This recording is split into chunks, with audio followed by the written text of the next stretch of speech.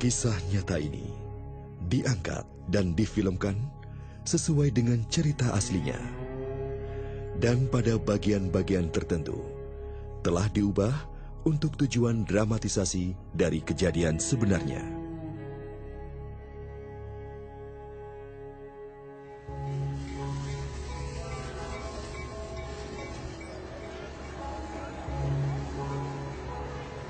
Hidup itu layaknya sebuah perjalanan, di mana ada banyak sekali perhentian di sepanjang jalan itu. Terkadang berliku, kadang terhalang rintangan. Tapi ada kalanya indah dan terjadi hal-hal yang tidak terduga. Inilah sebuah perjalanan, jalan hidup saya. Nama saya Dini Widyaningtyas. Saya bukanlah seorang aktris, tetapi sayalah Dini yang sebenarnya. Dalam cerita ini, perjalanan dimulai.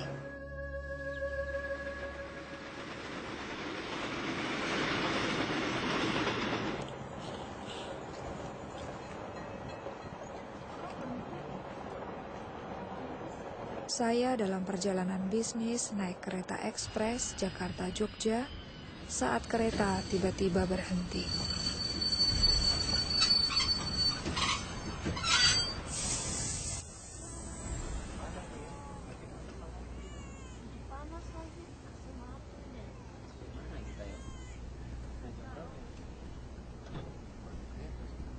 Permisi Pak, kenapa kereta api berhenti? Aduh, saya tidak begitu tahu Bu ya, mungkin ada sedikit kerusakan pada mesin. Lalu kapan tahunya Pak? Saya tanya dulu sama masinis Bu. Bapak kembali lagi kan Pak?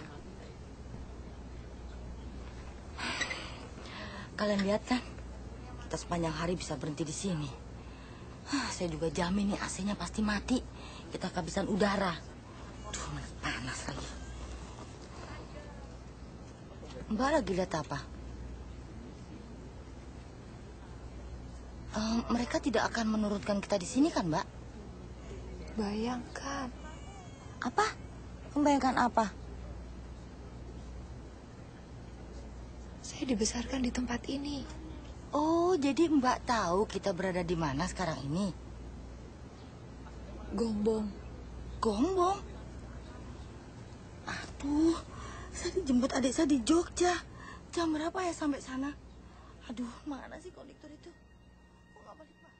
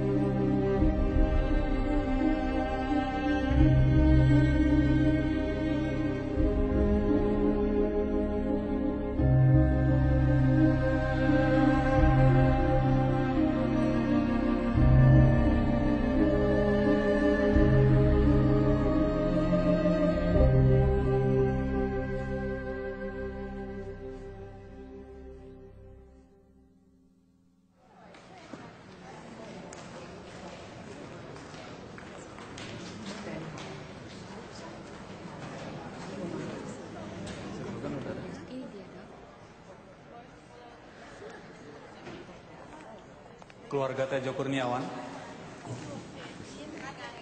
Ibu Tejo Kurniawan. Saya Ibu Tejo Kurniawan.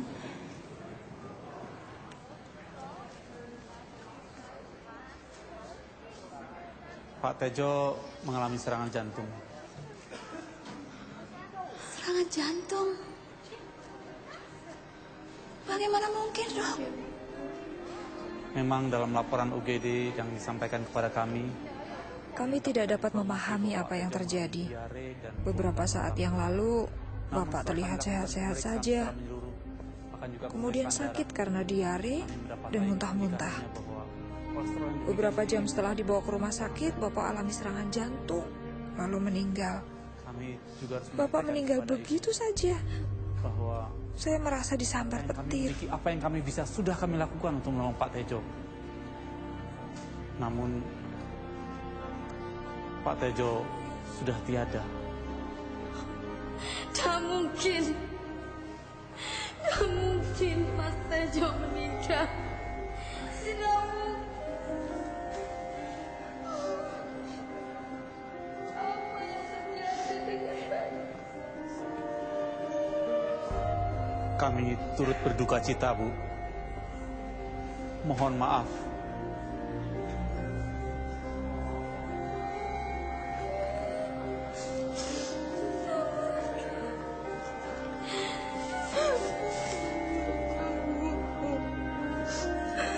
Aku tidak bisa menerima keadaan. Apa yang harus kulakukan? Mbak, ada yang harus kubicarakan padamu, Mbak. Ternyata Bapak berselingkuh dengan Bule Sundari, saudari ibuku.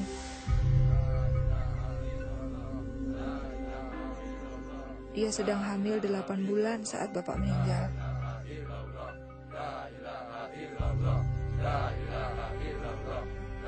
Tidak hanya itu, ibu saya juga sedang hamil saat itu. Saya tidak tahu harus berbuat apa atau kemana saya harus berpaling. Selama ini saya menganggap Bapak seorang pahlawan. Allahu Akbar, Allahu Akbar, Allahu Akbar, Allahu Akbar. Kini saya merasa dikhianati. Assalamualaikum warahmatullahi wabarakatuh. Silakan Pak. Saya cemas tentang bagaimana hidup keluarga kami jadinya. Bapak-bapak, ibu-ibu, Assalamualaikum warahmatullahi wabarakatuh. Saya berumur 12 tahun, anak tertua. Dan sekarang ibu saya sedang mengandung lagi. Kepada bapak-bapak, ibu-ibu, dan ibu tidak bekerja. Bagaimana kami bisa bertahan hidup? saya mohon dan saya harap kepada bapak-bapak dan ibu-ibu untuk memaafkan dia. Saya yang akan bertanggung jawab. Amin. Wassalamualaikum warahmatullahi wabarakatuh.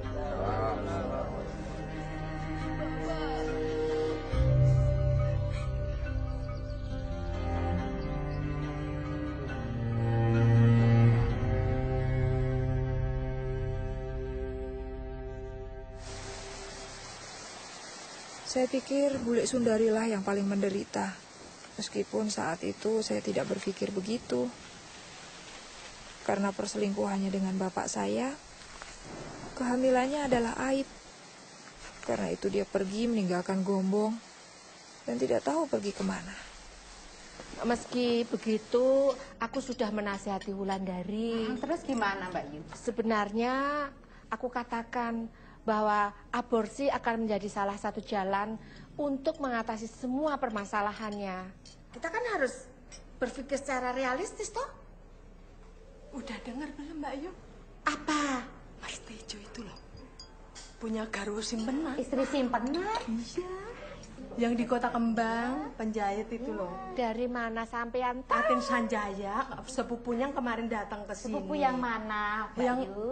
itu loh yang sempat nikah sama sopir taksi. Sebentar. Ya, aku dengar ya bisnis peternakan ayam tarung Masku itu laku dijual dengan harga bagus. Iya kan? Tentu saja istrinya punya uang banyak tuh. Belum lagi soal studio fotonya itu. Itu. Oh, enggak pernah tahu. Tejo Masmu itu tahunya juga juru foto ulung toh. Enggak. Masku itu Tejo itu banyak kaliannya, banyak nih. Banyak. Terutama soal wanita kan? Siapa yang nggak kenal sama Tejo Kurniawan? Oh, di setiap tempat dia bisa menaklukkan wanita itu. Ya, kita lihat saja nanti bagaimana nasib keluarga itu. Tapi yang saya paling sedihkan adalah Sundari. Bagaimana dengan nasib Sundari, ya kan? Aku tahu itu. Paling juga nanti dia datang ke rumahmu mengetuk pintu dan minta pertolonganmu. Habis kepada siapa lagi dia mau minta pertolongan? Masa sama aku kan ya nggak mungkin. Iya. Saya pikir juga begitu. Dia pasti akan datang ke rumahku. Tapi kalau dia ketemu dengan istriku, aku tidak bisa berbuat apa-apa.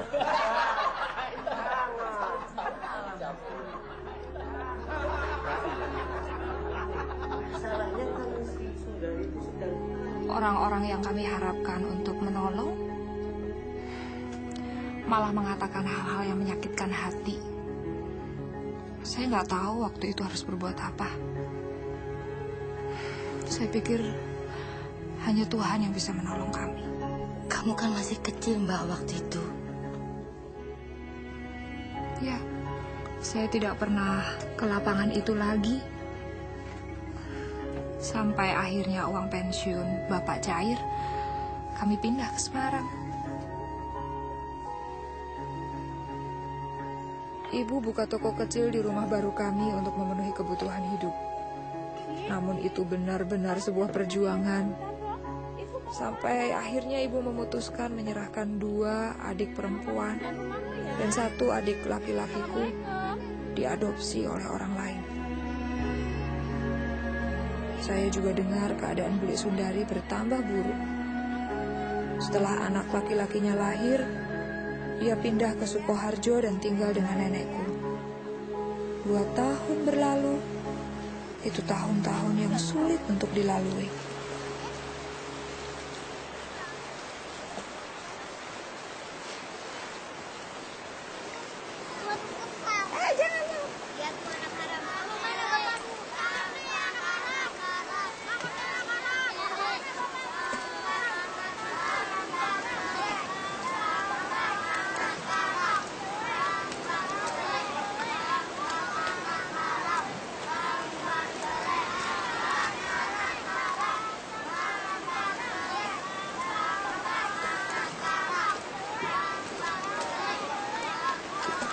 Pergi kalian, pergi. Jangan ganggu anakku. Pergi kalian. Kenapa kalian diam saja? Itu kan anak-anak kalian. Jadi begitu cara kalian mendidik dan membesarkan anak-anak kalian. Anak kalian yang haram, bukan anakku. Hei, nggak ada yang nyuruh kamu bawa masalahmu ke sini, tahu? Maksudmu, kamu mau mendidik kami? Bagaimana kami harus mendidik anak-anak kami? Hah? Lalu siapa yang mendidik kamu supaya kamu tidur dengan setiap laki-laki yang kamu temui? Paling tidak, aku menunggu sampai menikah untuk punya anak. Nggak seperti kamu. Nggak jelas siapa bapak anakmu.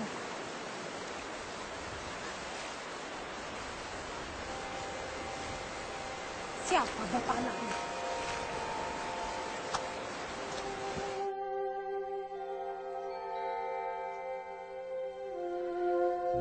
Tidak ada tempat lain lagi buat Bule Sundari dan Bambang.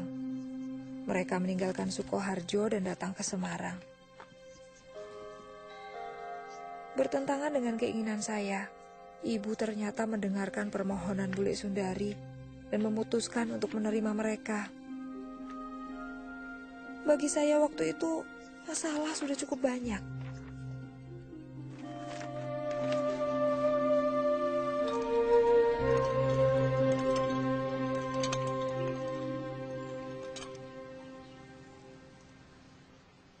Nanti aku tolong ambilin jemuran ya, Nar.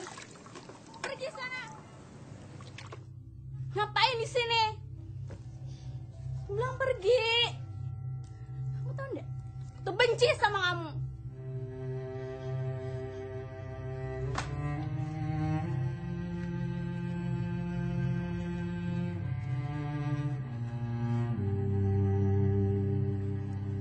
Di sini lagi, Nar.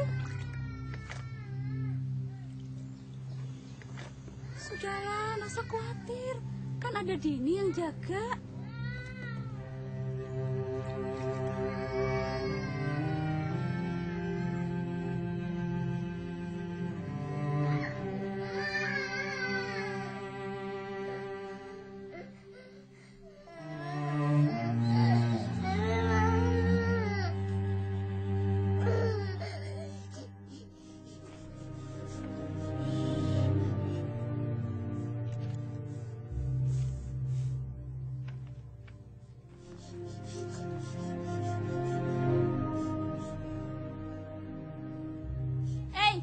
Buku diari siapa itu?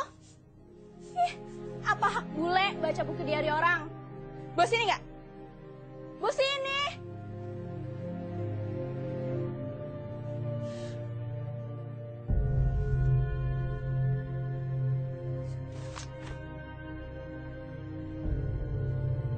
Ketika saya lihat Bule Sundari baca buku harian saya nggak tahan lagi. Lagi pula, hal-hal kejam yang saya tulis tentang dia dan Bambang benar kok. Setidaknya benar bagi saya. Akhirnya, saya mengatakan kepada ibu untuk memilih saya atau mereka. Mestinya saya senang Bule Sundari sama Bambang kembali ke Sukoharjo. Tapi kemudian kemarahan saya kepada mereka beralih kepada ibu. Saya tahu ibu akan menikah lagi. Itu sebuah keputusan yang tidak dibicarakan dengan seorang pun di dalam keluarga. Dan saya mulai berpikir, apa gunanya sholat 5 waktu? Atau nggak boleh bohong di sekolah? Atau apa gunanya menjauhkan diri dari dosa? Kalau akhirnya toh saya tidak bisa masuk surga karena tidak dapat memaafkan ibu. Semuanya itu membuat saya marah. Sampai akhirnya saya berkesimpulan untuk tidak lagi peduli pada agama. Saya tidak peduli dengan sopan santun. Saya hanya ingin bebas. Saya ingin melakukan apa saja yang ingin saya lakukan. Dan saya memutuskan tidak seorang pun dapat menghalangi saya, termasuk agama.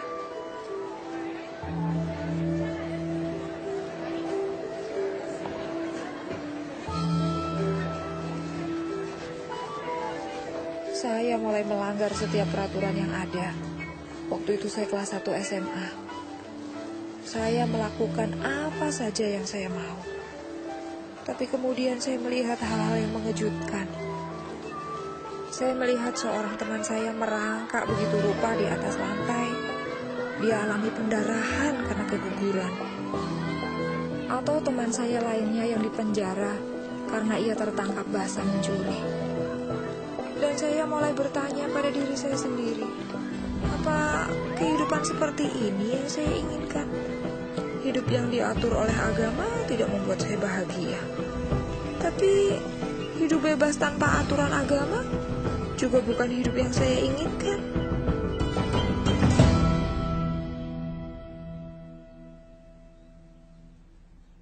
Kemudian Ramadan tiba.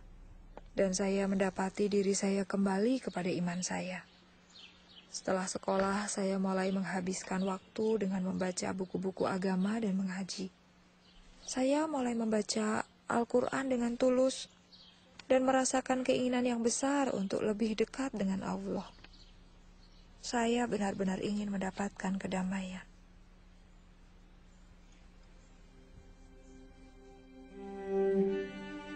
Saya mulai mempersiapkan diri untuk sholat tahajud.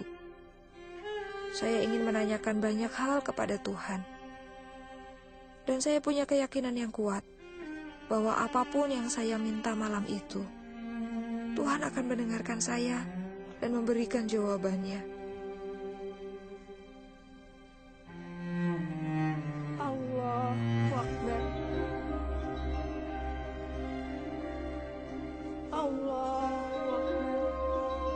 Lalu saya tahajud menurut ayat-ayat tertentu yang saya sudah hafalkan. Rahmatullah.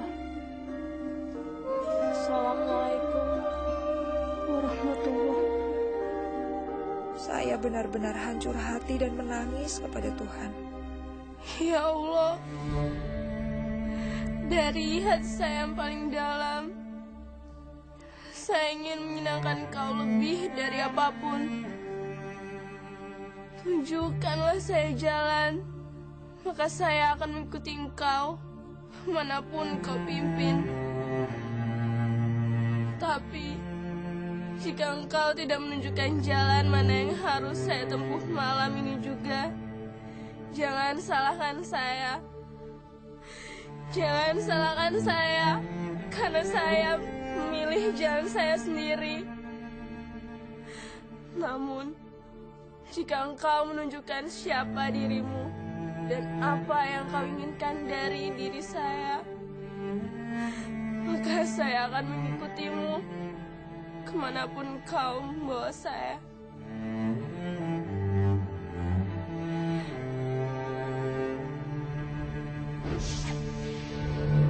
Pada saat itu, cahaya terang tiba-tiba muncul di hadapan saya. Kemudian membentuk sesosok manusia yang memakai jubah putih. Saya tidak dapat melihat dengan jelas wajahnya, tapi kehadirannya entah mengapa memberi saya ketenangan dan keyakinan. Dan tiba-tiba, entah bagaimana saya menyadari bahwa dia adalah Isa. Dan dia berkata, "Ikutlah aku." Dini, ikutlah aku. Saya bingung karena saya pikir, Tuhan, saya ini kan orang Islam, bagaimana mungkin saya mengikuti Engkau? Kau adalah orang yang dipanggil Tuhan oleh orang-orang Kristen. Tuhannya orang murtad, yang tidak mengenal Allah. Dan ia menunggu saya untuk datang kepadanya. Air mata saya mulai menggenangi wajah, dan akhirnya saya berkata, "Tuhan, jika ini adalah jalan kebenaran, maka saya ingin mengikuti Engkau." Pada saat itu saya merasakan damai yang belum pernah saya rasakan. Saya melihatnya tersenyum dan kemudian pelan-pelan pergi.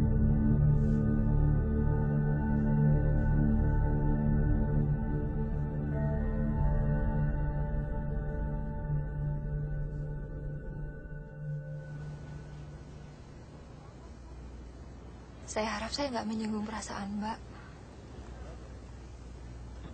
Apapun yang terjadi, pasti sangat mempengaruhi kehidupan Mbak. Saya tidak akan pernah sama lagi. Saya benar-benar berubah sejak hari itu. Saya mengerti. Lalu apa kelanjutannya, Mbak? Saya mulai mencari orang Kristen. Di desa saya tidak ada satu orang pun orang Kristen. Tapi di desa seberang ada. Saya mulai ke sana. Mula-mula mereka takut karena saya meminta satu Alkitab pada mereka. Tapi kemudian mereka memberikannya dan saya mulai membacanya. Semuanya itu saya masih berusaha untuk sembunyikan dari ibu. Tapi gak lama kemudian ibu tahu. Seorang ibu pasti tahu apa yang terjadi, Mbak. Lalu apa kelanjutannya? Ya, ibu minta saya berubah. Dia menangis. Dia merasa gagal sebagai seorang ibu. Dia pikir saya masih marah dengan pernikahannya. Dan dia pikir saya masih balas dendam. Dan anggota keluarga yang lain?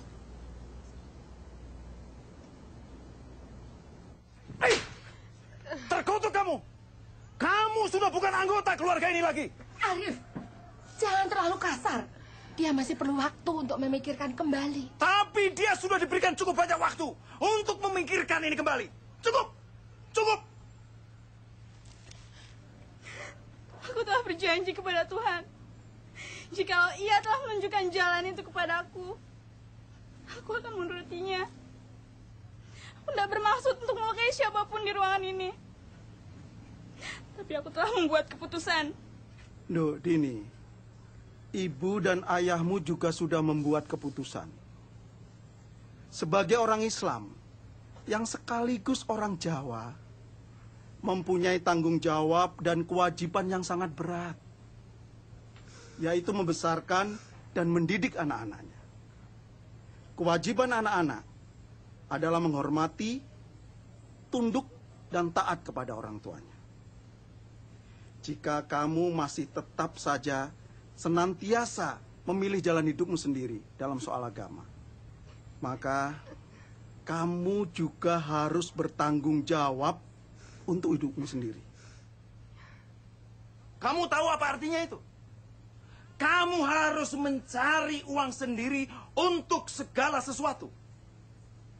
Makan, sekolah, tempat tinggal, semuanya. Semuanya.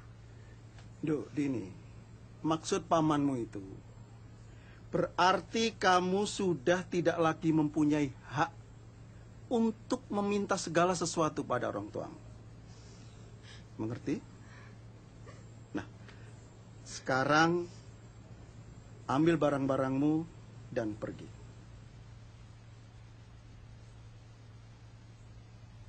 Cepat.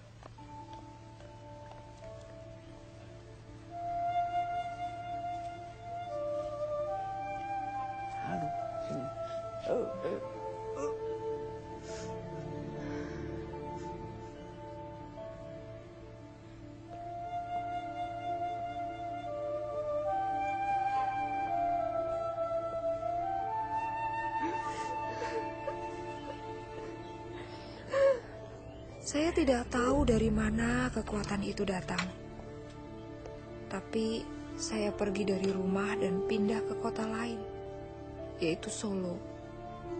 Saya berumur 16 tahun saat itu.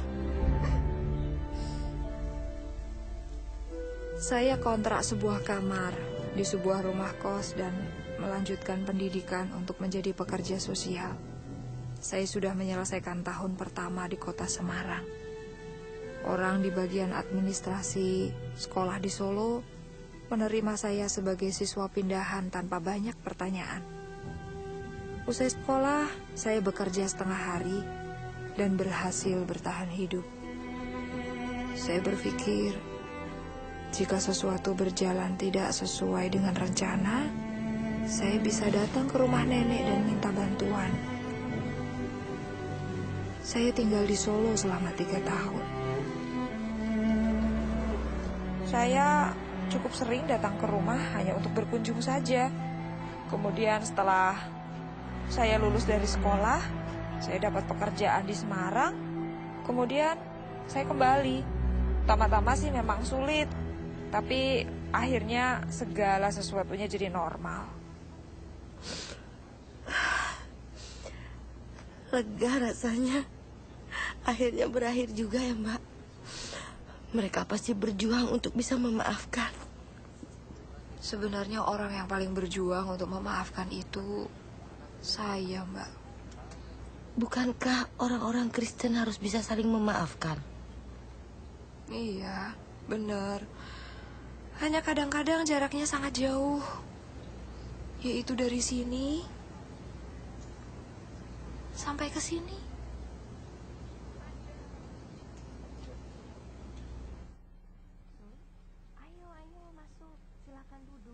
Nggak usah repot-repot, Mbak. Kamu kelihatannya capek sekali. Ya, saya nggak capek, cuma khawatir. Mbak, aku pikir kalau kami pindah kemari, Bambang akan berubah. Kalau sekarang coba Mbak lihat, kerjanya cuma duduk melamun di kamarnya atau cuma jalan-jalan saja. Itu tidak baik loh buat anak muda seperti dia. Bambang itu perlu kerjaan. Iya, aku ngerti, Mbak. Tapi mau bagaimana lagi? Bambang cuma lulusan SMP. Nggak bisa dagang, nggak bisa apa-apa. Aku yakin keadaan akan menjadi lebih baik. Ini ada sedikit makanan untuk dibawa pulang.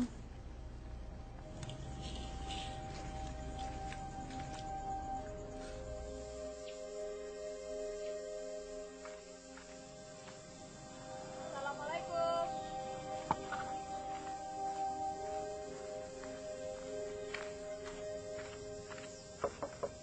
Assalamualaikum.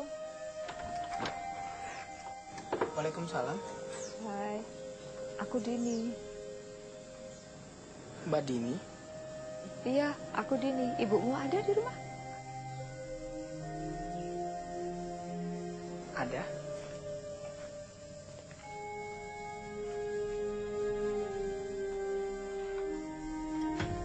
Bu, Mbak Dini datang.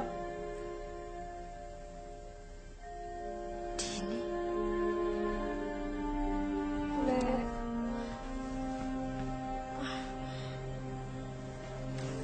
silakan duduk. Din, mau minum apa, Din? Nggak usah repot-repot, Bule. Beberapa hari lalu, saya dengar pembicaraan Bule sama Ibu. Saya nggak tahan. Maafkan saya. Perlakuan saya selama ini begitu buruk pada kalian. Maafkan saya. Sudahlah, Din. Saya begitu malu.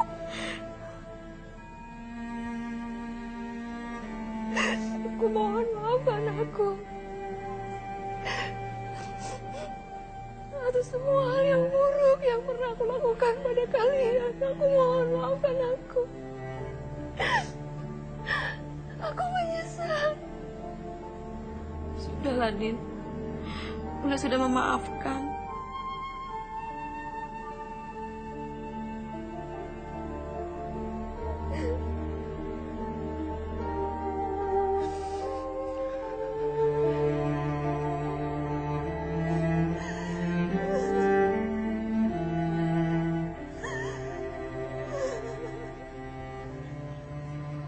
Saya mengajak Bambang ke Jakarta. Ketika kami mulai mapan, saya memberinya uang untuk berjualan sepatu di pasar. 3 bulan kemudian, dia mulai mendapat untung dan tidak membutuhkan uang dari saya lagi. Di mana dia sekarang? Dia di Jakarta. Dia baik-baik. Saya selalu menangis kalau mendengar cerita yang akhirnya bahagia. Tapi itu belum akhir cerita. Lalu apa? Apa ada yang lebih baik? Ya, karena ternyata masih ada 1 orang lagi yang saya belum maafkan. Pamanmu yang menampar kamu. Kalau ada saya, dia nggak bisa menampar kamu, Mbak. Bukan dia. Yang saya harus maafkan adalah bapak saya. Bapakmu? Kan katanya sudah meninggal waktu Mbak masih kecil. Iya. Yang meninggal dan meninggalkan saya dalam banyak kebingungan. Yang meninggalkan saya dengan banyak kepahitan. Yang mengharuskan saya cari jalan keluar sendiri. Dan sekarang Mbak sudah memaafkannya. Kapan hal itu terjadi? Baru saja.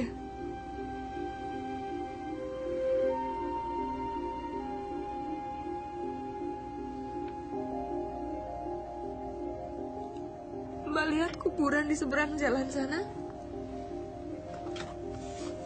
Iya, saya melihatnya. Bapak saya dikuburkan di sana. Sampai kereta berhenti tadi, sikap saya yang tidak mau memaafkan Bapak ikut terkubur juga di situ. Tapi Tuhan itu Maha Pengasih. Tuhan tidak menghendaki saya mengambil sikap sesuai pengertian saya sendiri. Tuhan berkata kalau kita ingin dosa kita diampuni, kita juga harus memaafkan orang-orang yang bersalah pada kita.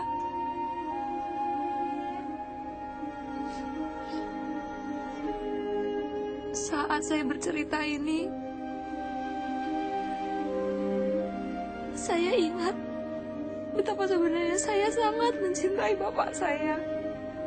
Dan bapak juga mencintai saya.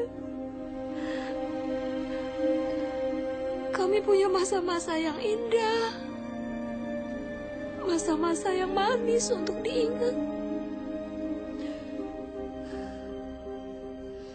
Sepertinya kereta ini berhenti hanya untuk kamu, Mbak. Saya juga berpikir begitu. Sepertinya Mbak seakan-akan sangat mengenal Tuhan. Dan seolah-olah Tuhan itu sahabat Mbak. Tuhan berkata agar aku mengikut Dia.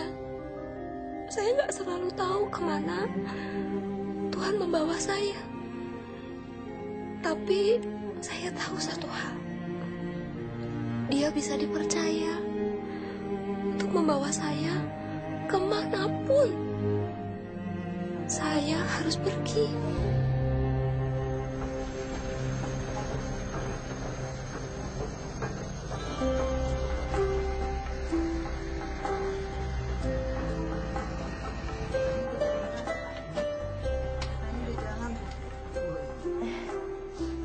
Akhirnya jalan juga, Mbak. Kita berangkat. Ya, kita berangkat. AC-nya juga nggak dimatiin. Nggak dimatiin. Saya pikir ceritanya berakhir di sini sekarang. Atau marah baru mulai. Apa yang ini akan berakhir lebih bahagia? Mbak lah yang harus kasih tahu akhirnya itu pada saya.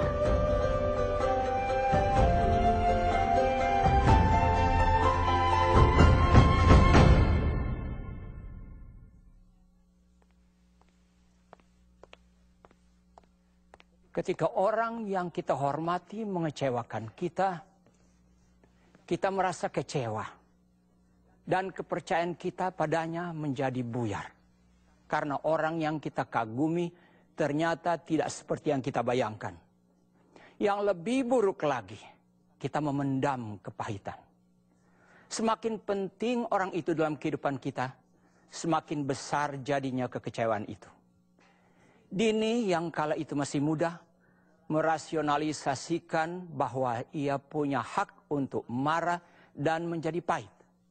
Marah dan pahit terhadap orang tuanya, terhadap bibinya, Sundari, dan saudara tirinya, Bambang, bahkan marah kepada Tuhan.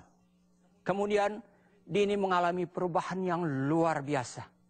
Dini mendapatkan penglihatan akan Tuhan Yesus ketika ia mencari kehendak Tuhan atas hidupnya dan memutuskan untuk mengikuti Yesus kemanapun Yesus pimpin. Dengan cara yang tidak kita mengerti sebagai manusia, Yesus menembus dinding kamar tidurnya, mengelurkan tangannya kepada Dini dan berkata, "Ikutlah aku." Datang kepada Yesus adalah langkah pertama yang sangat bagus.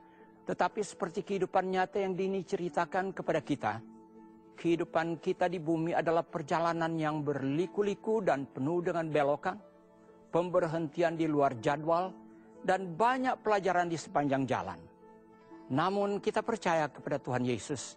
Kita seperti Dini, mengikuti Yesus kemanapun Yesus membawa kita, dan melakukan apa yang Yesus minta. Bagi Dini ada banyak jalan yang bisa ia ambil. Semakin ia bertumbuh dalam perjalanan kekristenannya, Dini menyadari bahwa ada satu jalan yang perlu dilaluinya seutuhnya, yaitu jalan pengampunan. Suatu jalan yang tidak mudah diambil, tetapi Dini berhasil mengambilnya karena kekuatan kasih. Bukan sembarang kasih, tetapi kasih yang datang dari Tuhan. Kasih yang tidak bersyarat. Rasul Paulus menulis di 1 Korintus pasal 13 tentang kasih. Ia berkata bahwa kasih itu sabar dan murah hati. Kasih tidak pemarah dan tidak menyimpan kesalahan orang lain. Kasih percaya segala sesuatu, mengharapkan segala sesuatu dan menanggung semua hal. Itulah kasih yang tidak pernah gagal. Kasih yang Dini selalu cari, bahkan ketika ia memberontak dan terhilang. Ini adalah kasih yang ia perlukan untuk mampu menahan penolakan dari keluarganya. Inilah kasih yang ia butuhkan untuk memaafkan orang-orang yang paling menyakitinya, termasuk sang ayah. Saudara, dengan kasih inilah Bapa di sorga mengasihimu. Ia mengasihimu apa adanya. Ketika Dini berseru kepada Tuhan untuk menunjukkan jalan kepadanya, ia tidak tahu bahwa Isa akan datang kepadanya dalam suatu penglihatan di suatu malam, menampakkan kemuliaannya dan meliputinya dengan kasih dan kelembutan. Namun itulah yang terjadi. Saudara, Yesus mungkin mendatangi atau tidak mendatangi Anda dalam sebuah mimpi atau penglihatan, itu tidak penting. Yang lebih penting adalah Tuhan mengasihi Anda Dan Tuhan ingin Anda menjadi anak-Nya melalui iman dalam Yesus Kristus. Tuhan ingin Anda masuk menjadi anggota keluarga-Nya dan hidup bersama Dia selama-lamanya di surga ketika hidup Anda berakhir di dunia ini. Apakah Anda siap membuka hatimu untuk Yesus seperti yang Dini lakukan? Jika Anda ingin menerima Yesus Kristus sebagai juru selamatmu, mari ucapkan kata-kata ini bersama dengan saya. Katakan, "Ya Tuhan, saya percaya Yesus. Saya menerima Yesus sebagai Tuhan dan Juru Selamat saya. Ampuni dosa-dosa saya dan jadikan saya anak-Mu ya Tuhan. Terima kasih. Dalam nama Yesus, amin." Sekarang Anda hidup dalam keselamatan abadi dengan Tuhan. Sekarang Anda anak Tuhan. Puji Tuhan.